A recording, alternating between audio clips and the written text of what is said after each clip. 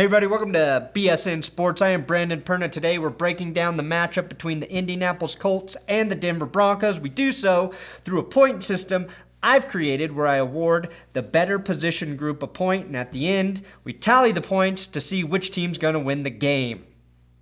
It's nearly unbeatable, so let's do it.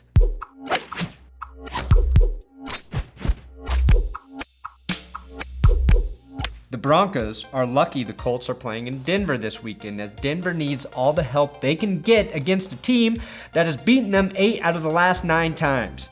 This may be the highest scoring game for the Broncos all season, as Andrew Luck threw 4 touchdowns last week against the Lions, and the Colts defense looked atrocious.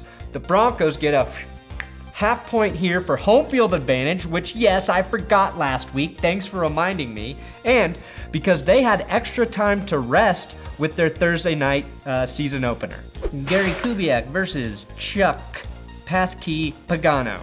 There was a lot of speculation towards the end of last season that Chuck Pagano was on the hot seat and that he would be let go after a disappointing season for the Colts.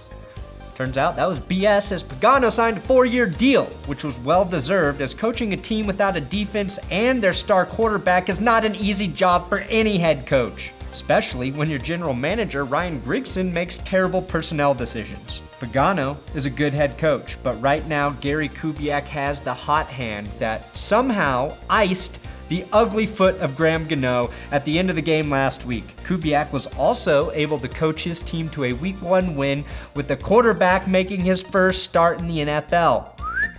Kubiak gets a half-point advantage as a coach. Running backs versus running backs. According to Pro Football Focus, the running backs for both teams, CJ Anderson and Frank Gore, suck. Gore received a poor 48.5 rating, and CJ Anderson received a poor 54.8 rating for their Week 1 performances. Apparently, PFF didn't notice Anderson's 2 touchdowns and 139 yards of total offense, which was roughly half of the Broncos' offensive yardage. Frank Gore is better than his rating as well, but at age 33, there are questions as to how effective he can be for an entire season. Behind Gore is Robert Turbin, who is a similar runner to Frank Gore, meaning there's not a huge change of pace between those two guys, and I expect Gore to be the workhorse throughout the game. CJ Anderson played really well against Carolina, according to my own eyeballs. Andy Janovich was impressive as a blocking fullback, in addition to his long touchdown run.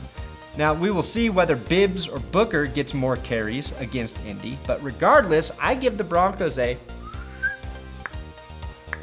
half-point advantage. Broncos offensive line versus Colts front 7. For the entire 2015 season, this was a point which would go in favor for the defense. But I'm excited to say that may no longer be the case for the Broncos offensive line, who showed improvement Week 1 against a tough Carolina defense. According to Pro Football Focus, Matt Paradis is 0.4 points away from being graded as an elite center. Max Garcia is the lowest graded lineman with a 48.3, as he continues to struggle in pass protection, and we saw that on Thursday. Russell Okung made some nice blocks, including this pancaking of Coney Ely, and Michael Schofield looked much more comfortable at right guard. Darian Weems and Ty Sambrailo returned to the practice field, which will provide much needed depth to this line. I like the Broncos' chances against a Colts front 7 that is unimpressive. The most dangerous player on that D-line is 11th-year veteran Trent Cole. In their nickel defense, the Colts have 38 years of experience playing on that D-line. In their base, they have the opposite issue with nose tackle David Perry in his 2nd season and Zach Kerr in his 3rd. We all know Robert Mathis is a seasoned and talented pass rusher, but he'll be facing Russell Okung at left tackle. And Mathis, in his 11th season, may be past his pass rushing prime. Linebackers C.O. Moore and DeQuell Jackson are average at best, so C.O. DeQuell later, guys.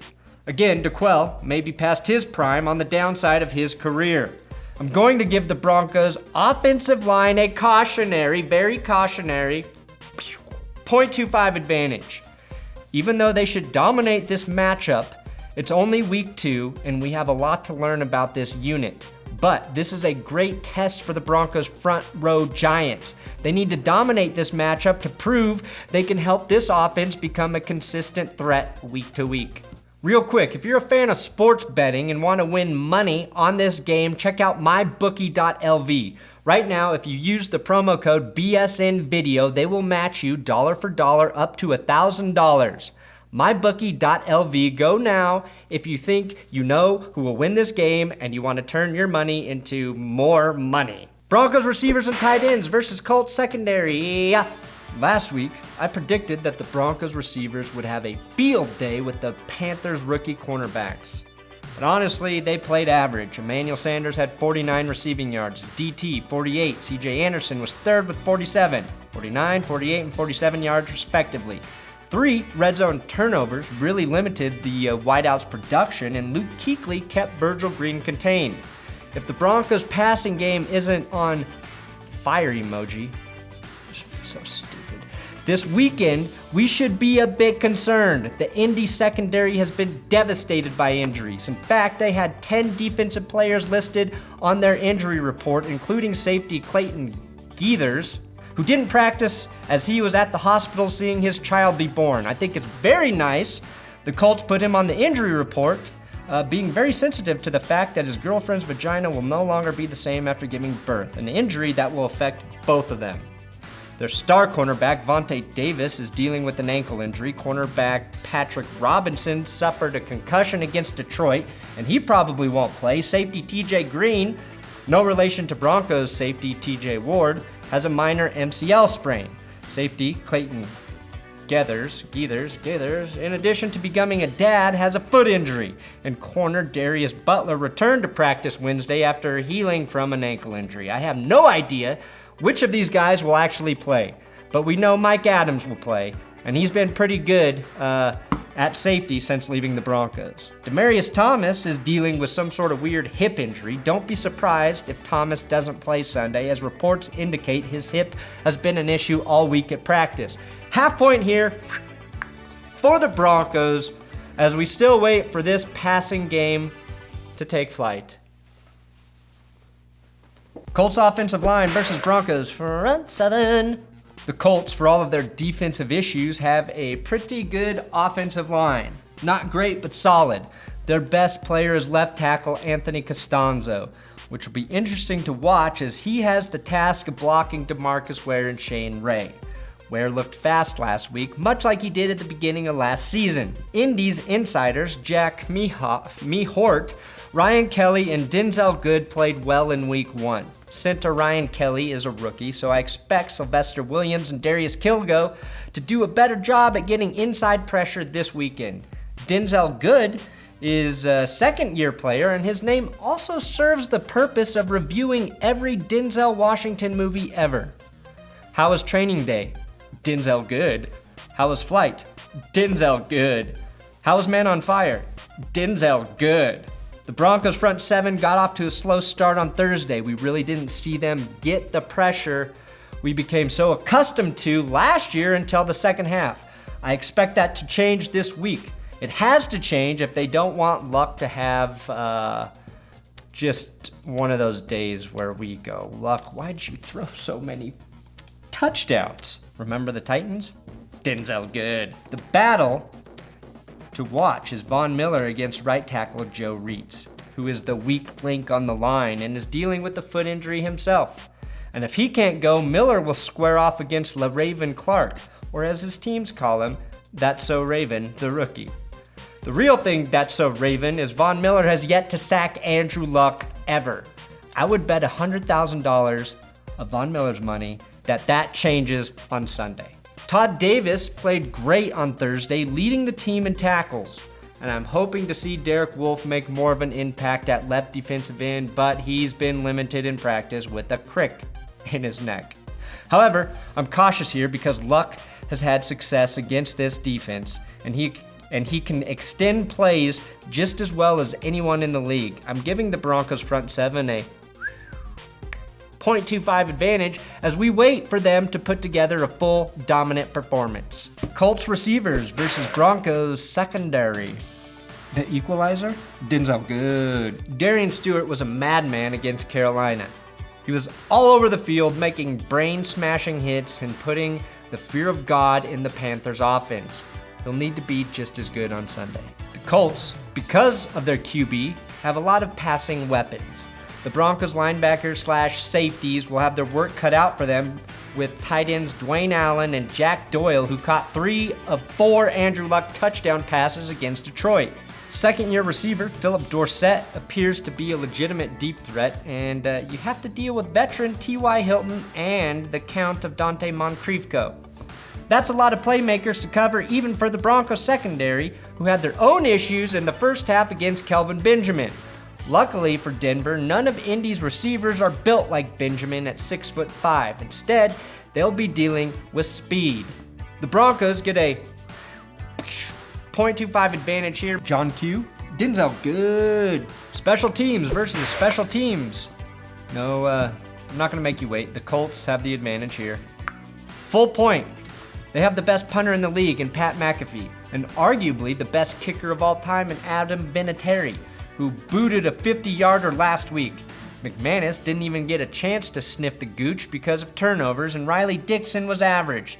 The difference here may be in the punt return game, as I don't see many kicks getting returned in Denver. Trevor Siemian versus Andrew Luck. I thought Trevor Siemian performed well in his regular season debut. He had 2 picks on the day, but let's be honest, only one of those was his fault. Outside of those 2 plays, he was poised, even under pressure, and the guy can throw the ball into some tight windows. My biggest criticism of Siemian is the same you'd have for any young quarterback. He has to learn to make his reads and get through his progressions a bit more quickly. There were a few big plays left on the field as Siemian failed to see some open targets while throwing to his first option. That will change with time, and if Trevor is as smart as they say he is, that may be sooner than you think. Hopefully very soon. I'm talking this weekend against the Colts. Andrew Luck led his team to a near victory after the Colts were down 21-3 with 2 minutes left in the first half. Luck orchestrated a touchdown drive within those 2 minutes to go into halftime only down 21-10. He led another drive in the final moments of the game to give the Colts a 35-34 lead with 37 seconds remaining in the game, only to lose after Matthew Stafford led an incredible drive that set up a 43-yard Matt Prater game-winning field goal with 8 seconds left because the Colts defense sucks. Luck has dominated the Broncos, and he proved yet again, no matter the circumstances, he can frickin' ball. I'm giving him a 1.5 advantage because this team had no business even being in that game against the Lions last week. The real question is the Colts offense and Andrew Luck a legitimate threat week in and week out, or is the Lions defense just as terrible as the Colts? We're gonna find out Sunday.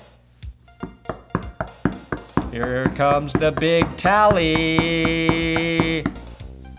Colts 2.5, Broncos 2.75, so a slight advantage goes to Denver. I think the Broncos will win this game, and I'm giving a ton of credit to Andrew Luck. Their defense is so banged up that this shouldn't even be a question as to who will win, but Luck is good enough to carry his team to a victory, especially with the pressure of starting the season 0-2 on the line. The Denver defense, if it wants to be what it was last year, must prove that it can dominate an elite quarterback with all of his weapons healthy. Broncos win this one 30-27. That's my prediction. Thanks for watching the Broncos Colts prediction episode here at bsndenver.com. Check us out on YouTube at BSN Denver Sports.